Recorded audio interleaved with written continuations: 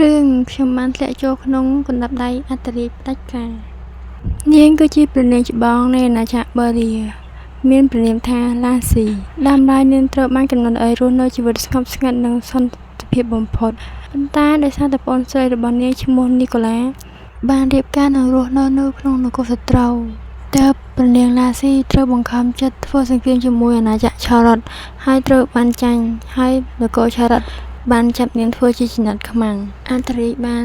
ចាប់អារម្មណ៍នាងយ៉ាងខ្លាំងហើយបានឲ្យនាងនឹងទៅបម្រើនគររបស់ខ្លួនប៉ុន្តែនាងបានបដិសេធការផ្ដល់ជូនរបស់ទ្រង់ព្រោះនាងនៅតែជឿជាក់និងស្មោះត្រង់ចំពោះមាតុភូមិរបស់នាងដោយសារតែការបដិសេធនោះនាងត្រូវបានអ្នកដទៃ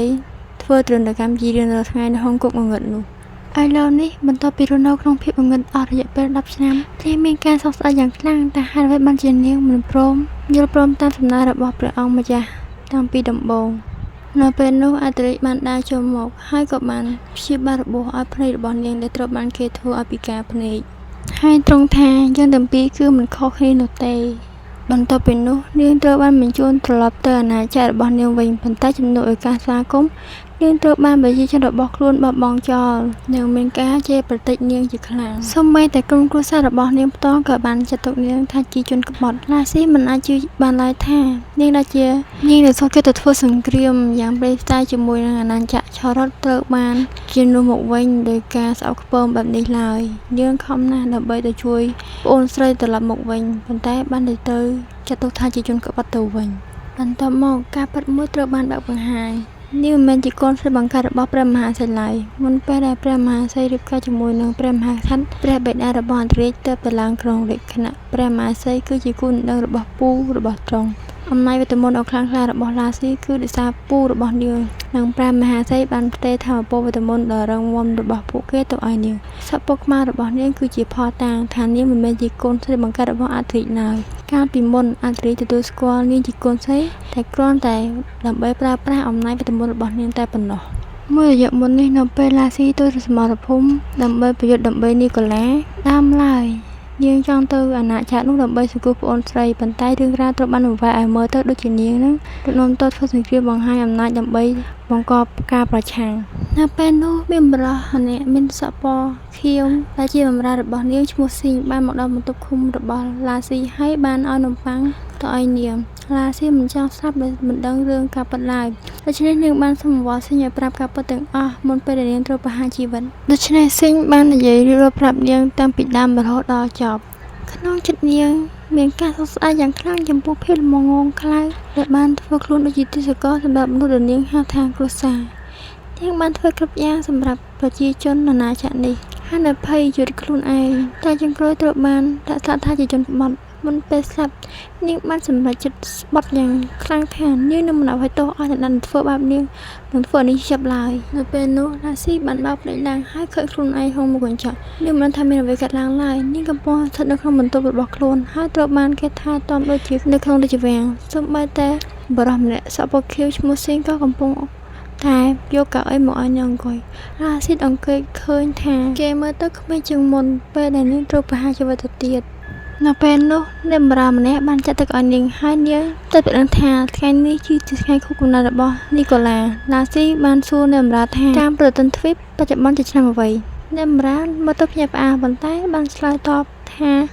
បច្ចុប្បន្នគឺជាថ្ងៃទី4ខែមីនាឆ្នាំ654ឡាស៊ីភ្ញាក់ផ្អើលយ៉ាងខ្លាំងនោះមានថាវាជា10ឆ្នាំមុននាងបានកាត់ឡើងវិញក្នុងអតីតកាល10ឆ្នាំមុនពេលអ្វីៗកាត់ឡើងទាំងអស់ហើយនៅតែជាព្រះនាងច្បងដែលស្ដាប់បង្គាប់អ្នកបម្រើបានអានលិខិតមួយហើយដែលបានផ្ញើមកពីអាណាចក្រឆារ៉ុតទាក់ទងនឹងការរៀបអភិសេករបស់ព្រះនាងនៃអាណាចក្របូរីប៉ុន្តែក្នុង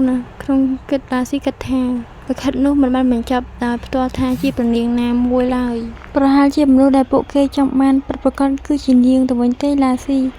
ចងចាំយ៉ាងបាស់ថាហេតុការណ៍នោះបានបំផ្លាញជីវិតនាងយ៉ាងដូចម្តេចឥឡូវនេះកាត់ឡើងវិញត្រឡប់ទៅមុន10ឆ្នាំនាងនៅតែចងចាំគ្រប់យ៉ាងមុនពេលនាងស្លាប់ពេលមើលខ្លួនឯងក្នុងកញ្ចក់ភ្លាមនោះឡាស៊ីក៏បានឃើញរូបភាពខ្លួនឯងត្រូវបានធ្វើទណ្ឌកម្មនិងជាប់ឃុំនៅក្នុងគុកងងឹតនៃអាណាចក្រឆារ៉ុតនាងភ័យខ្លាចរហូតដល់នឹកឃើញអតីតកាលដ៏សែនឈឺចាប់របស់នាងដែលត្រូវបានគេវាយធ្វើបាបយ៉ាងព្រៃផ្សៃនិងត្រូវបានគេបោះបង់ចោលដោយប្រងើយកន្តើយ ពេលដែលឃើញដូច្នោះនាងក៏បានស្រែកយ៉ាងខ្លាំងរហូតដល់ធ្វើឲ្យដៃរបស់នាងក្តាប់កៅទឹកដងបែកឡាស៊ីបានស្បត់ថានាងនឹងសងសឹកលឿនទាំងអស់គ្នាដែលបានបំផ្លាញជីវិតរបស់នាងត្រឡប់មកសភាពជាក់ស្ដែងវិញនាងបានប្រាប់អ្នកបម្រើថានាងកាន់តែអស់កម្លាំងបន្តិចហើយសូមកុំប្រាប់មាតាបិតារបស់នាងព្រោះនាងមិនចង់ឲ្យពួកគេព្រួយបារម្ភឡើយព្រានរៀបនោះតែបម្រើម្នាក់បានរត់ចូលមកដោយភាពភ័យស្លន់ស្លោហើយនិយាយថាព្រះមហាក្សត្រចង់ជួបនាងឡាស៊ីមិនមានអារម្មណ៍ភ្ញាក់ផ្អើលឬការភ័ន្តច្រឡំអ្វីឡើយពាក្យដែលសារទាំងនោះដែលអ្នកបម្រើកំពុងត្រៀមនិយាយបានលាយច្បាស់ក្នុងចិត្តយើងរួចទៅហើយឡាស៊ីសម្លឹងមើលមនុស្សទាំងអស់ហុំបន្ទាប់ដោយការភ្នែកត្រជាក់ច្បាស់ណាស់ថាពួកគេទាំងអស់ស្ទើរដឹងការពិតប៉ុន្តែគ្មាននរណាម្នាក់និយាយអ្វីឡើយល្អណាស់បើពួកឯងចង់សម្ដែងខ្ញុំនឹងសម្ដែងជាមួយឯងដែរនាងគិតក្នុងចិត្តបន្ទាប់មកនាងក៏បានបញ្ជាឲ្យអ្នកបម្រើរៀបចំបន្ទប់នោះឲ្យបានស្អាតបាតឡើងវិញឡាស៊ីគិតក្នុងចិត្តថាបើអ្វីៗដំណើរការដោយរលកាលព្រះមហាក្សត្រនឹងបង្ហាញក្រុមសារលិខិតនោះក្នុងលិខិតនោះបានសរសេរថាព្រះអធិរាជនៃអាណាចក្រឆារ៉ុតមានព្រះបំណងឲ្យព្រះនាងនៃអាណាចក្របឺរីក្លាយជាព្រះរាជិនីរបស់ទ្រង់ប៉ុន្តែពួកគេមិនដឹងទេថានេះជាអន្តៈជាក្រុងរបស់អាណាចក្រឆារ៉ុតដើម្បីចាប់នីកូឡាធ្វើជាចំណិតខ្មាំងឡាស៊ីចង់ចាំយ៉ាងច្បាស់ពីឈុតឆាកដែលត្រូវបានប្រជាជននិងមន្ត្រីរបស់ខ្លួនចោទថាជាជនក្បត់នាងគិតក្នុងចិត្តថាបើអ្នកចង់បំផ្លាញខ្ញុំឲ្យខ្លាចជាមនុស្សសាហាវនោះខ្ញុំធ្វើតាមបំណងរបស់អ្នកនៅពេលនោះព្រះមហាក្សត្រដែលជាព្រះបិតារបស់ឡាស៊ីបានប្រមូលសមាជិកគ្រួសារទាំងអស់មកជួបជុំគ្នាទ្រង់បានប្រកាសអំពីក្រុមសារលិខិតឡាស៊ីបានគិតក្នុងចិត្តថានាងបានត្រឡប់ទៅរដូវកាលពិតព្រមនោះទាំងអស់នេះទៅនេះមើលទៅវ័យក្មេងជាងមុនព្រះមហាក្សត្រប្រកាសថ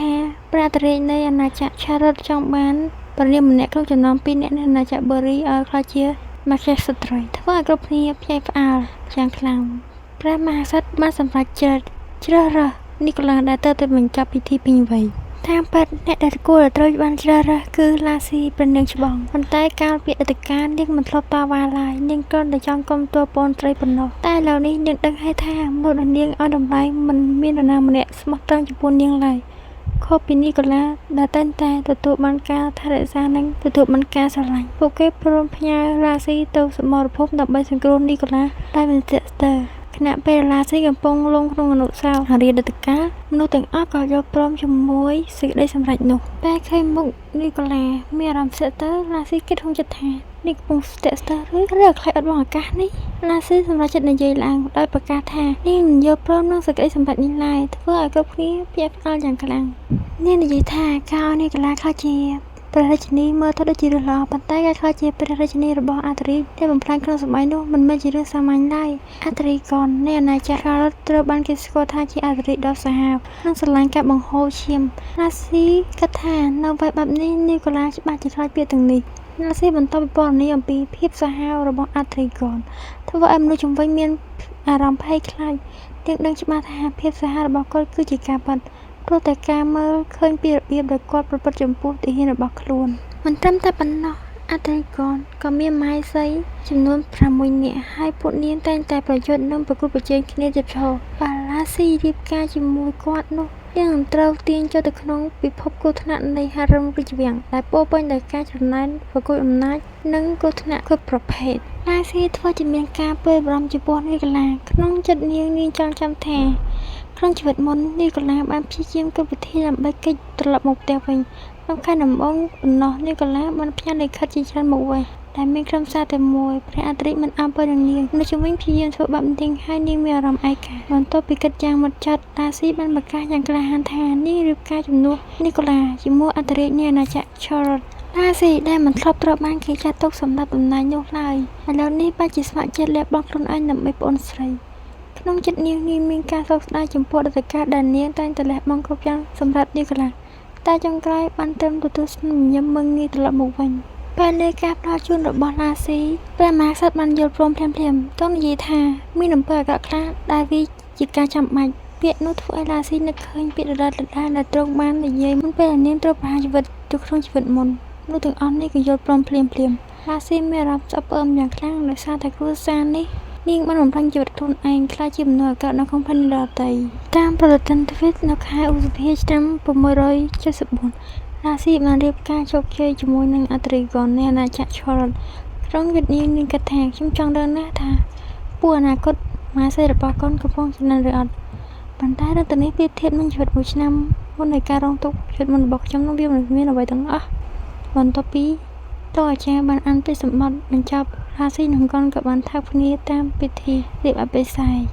រាស៊ីគេក្នុងចិត្តថានាងមិនអនុញ្ញាតឲ្យអាណាចក្របូរីត្រូវបានបំផ្លាញឡើយអាណាចក្រឆារ៉ុតនេះជាអាណាចក្រដែលមានអាកាសធាតុត្រជាក់ជានិច្ចក្នុងប្រវត្តិសាស្ត្រយូរអង្វែងរបស់វាអាណាចក្រនេះបានត្រូវបញ្ចូលយកអាណាចក្រជាច្រើនហើយវាក្លាយជាអាណាចក្រដ៏សម្បូរបែបទាំងរុងរឿងនៅក្នុងអាណាចក្របូរីវត្តមន្តភ្លើងគឺជាវត្តមន្តលក្ខណៈពិសេសហើយវាក៏ជាវត្តមន្តដែលរាស៊ីកាន់កាប់ផងដែរអាណាចក្រនីមួយៗមានវត្តមន្តពិសេសផ្ទាល់ខ្លួន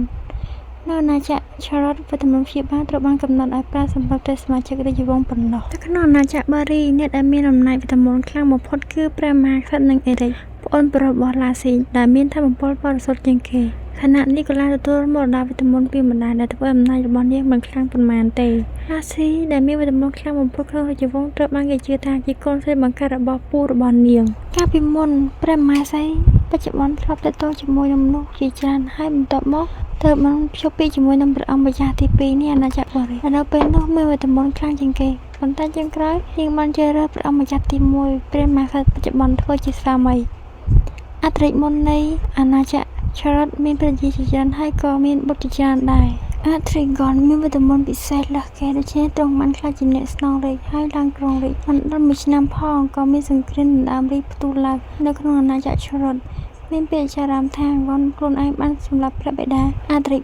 មុនឡើងគ្រងរាជបន្ទាប់ពីឡើងសោយរាជវ៉ាន់បានបន្តពង្រីកទឹកដីអាណាចក្រឆារ៉ុតឥតឈប់ឈរវ៉ាន់ក៏មានអនាគតព្រះមហាក្សត្រីដ៏ស្រស់ស្អាតចំនួន6នាក់ផងដែរអនាគតព្រះមហាក្សត្រីទាំង6នាក់របស់អាណាចក្រឆារ៉ុតរស់នៅក្នុងប្រាសាទតែមួយហើយពួកនាងសុទ្ធតែមានវត្តមន្តខ្លាំងណាស់ទោះបីជាតំណែងអត្រីត្រូវបានបំពេញរួចហើយក៏មិនអាចរំជួសស្ថានភាពរបស់ពួកនាងបានឡើយរាស៊ីគិតក្នុងចិត្តថាមនុស្សមានចិត្តអនុវត្តនិងគិតតាមហេតុផលដូចនីកូឡាតើអាចរស់រានមានជីវិតក្នុងហារឹមបែបនេះយ៉ាងដូចម្តេចបន្ទាប់ពីពិធីអភិសេកបានបញ្ចប់គាត់បាននិយាយទៅកាន់រាស៊ីថាគាត់នឹងមិនចូលជជែករឿងការប្រកួតប្រជែងតំណែងក្នុងហារ៉ាមឡើយនាងទៅតែការពីខ្លួនឯងបន្ទាប់មកគាត់ក៏បានងាកក្រោយឲ្យដើរចេញទៅពេលទាំងនោះធ្វើឲ្យរាស៊ីយល់ច្បាស់ថានៅក្នុងទីកន្លែងនេះនាងមិនអាចពឹងពាក់លើអត្រិបានឡើយរាស៊ីគិតថាមនុស្សតំណែងគាត់ដែរនិយាយថានៅខាងនាងគឺស៊ីងនៅបម្រើក្បាលសក់ពកខៀវដែលបាននិយាយជាមួយនាងមុនពេលដែលនាងត្រូវបានជីវិតក្នុងជីវិតមុននាងដឹងថាការនាំបម្រើស្ទើរមកច្រើននិងងាយស្រួលជាងប៉ុន្តែតាមច្បាប់នាងអាចនាំបានតែមនុស្សម្នាក់ប៉ុណ្ណោះមនុស្សតែម្នាក់ដែលនៅក្នុងជីវិតមុនមិនបានជួយនាងប៉ុន្តែក៏មិនបានធ្វើបាបនាងដែរហេតុនេះហើយដាស៊ីក៏ជ្រើសរើសយកតែស៊ីងទៅជាមួយនាងនៅក្នុងអាណាចក្រឆារ៉ុតទោះបីជាយ៉ាងណានាងនោះតែមិនទុកចិត្តគាត់ពេញលេញនោះទេរាស៊ីបានសួរថាតើគាត់មានការតវ៉ាឬទេបើសិនបើនាងនាំគាត់ទៅជាមួយស៊ីងបានទៅឆ្លើយថាគាត់គ្មានការតវ៉ាអ្វីឡើយនៅពេលនោះរាស៊ីបានគិតថាក្នុងជីវិតមុននាងមិនបានសង្កេតឃើញថាស៊ីងមើលទៅដូចជាមនុស្សមានព្រលឹងបន្តិចទេគាត់ជាអ្នកគ្រប់គ្រងរាជវាំងម្នាក់ដ៏មានសមត្ថភាពខ្លាំងម្នាក់ក្នុងរាជវាំងប៉ុន្តែមិនសូវមានអ្នកយកចិត្តគាត់ទេគាត់តែងតែស្ទាបស្កាត់ធ្វើការរបស់ខ្លួនដោយមិនចូលរួមជាមួយណាម្នាក់ឡើយហើយនេះហើយក្នុងជីវិតមុននៅពេលស៊ីងមកជួប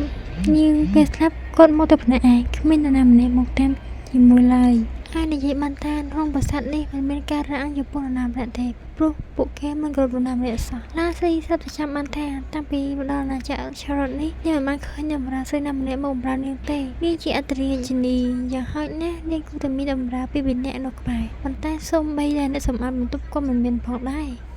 នាងនៅឃើញថាក្នុងជីវិតមុនពេលនីកូឡាត្រូវបានរៀបអភិសេកចេញក៏ជួបស្លាប់ការដូចនេះដែរទោះជាយ៉ាងណាវាមិនអាចដល់ថ្នាក់ត្រូវគេក្នុងតោឬក៏ងងឹតដូចដែលនាងទៅជួបឡើយរាស៊ីសម្រេចចិត្តថានាងនឹងមិនរស់នៅដោយសារការបោះបង់ដូចជាជីវិតមុនទៀតឡើយរាស៊ីនាងក៏បានជានក្រាឲ្យបញ្ជាឲ្យអ្នកបរិខាងការនោះយកទុកមកឲ្យនាងប៉ុន្តែមិនមាននរណាម្នាក់ឆ្លើយតបហើយ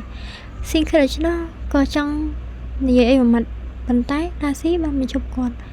នាងដើរទៅរកអ្នកបម្រើស្រីម្នាក់ហើយបានធ្វើនាងភ្ញាក់ផ្អើលហើយនាងបានប្រើវេទមន្តភ្លើងគំរាមដើម្បីឲ្យបង្ខំឲ្យនាងប្រាប់ពីមូលហេតុដែលពួកគេមិនអើពើនឹងនាងក្នុងចិត្តរាស៊ីគិតថានាងនៅពេលក្រោយនេះប្រកាសជាអនាគតម៉ែសេម្នាក់ឬបើមិនឆ្នោះទេក៏ជាអត្រិចដែរអ្នកបម្រើនោះបានភ័យខ្លាចយ៉ាងខ្លាំងបានរួចសារភាពថាវាជាពាក្យបញ្ជាពីអ្នកបម្រើជាន់ខ្ពស់ដូច្នេះនាងមិនអាចបដិសេធបានឡើយហើយរាស៊ីបានបញ្ជាឲ្យនាងយកទឹកមកហើយបន្ទាប់មកនាងក៏បានចាក់ទឹកនោះទៅលើមុខអ្នកបម្រើជាការព្រមាន នាងគិតថាក្នុងជីវិតមុននាងប្រហែលជាមិនអាចធ្វើរឿងបែបនេះបានទេប៉ុន្តែបើប្រៀបធៀបទៅនឹងអ្វីដែលនាងបានឆ្លងកាត់មកនេះគ្រាន់តែជារឿងតូចតាចប៉ុណ្ណោះរាស៊ីចងចាំថានាងបានគំរាមនឹងសួរអ្នកបម្រើម្នាក់ៗប៉ុន្តែ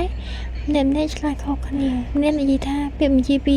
អនាគសមហេសីម្នាក់ទៀតនិយាយថាវាជាអ្នកគ្រប់គ្រងជាន់ខ្ពស់ចម្លើយដូចគ្នាមួយក៏មិនមានដែរវាបង្ហាញច្បាស់ថានរណាម្នាក់កំពុងតែលេងល្បែងនោះពីក្រោយឆាកនេះហើយកំពុងតែសាកល្បងអំណាចរបស់រាជិនីថ្មី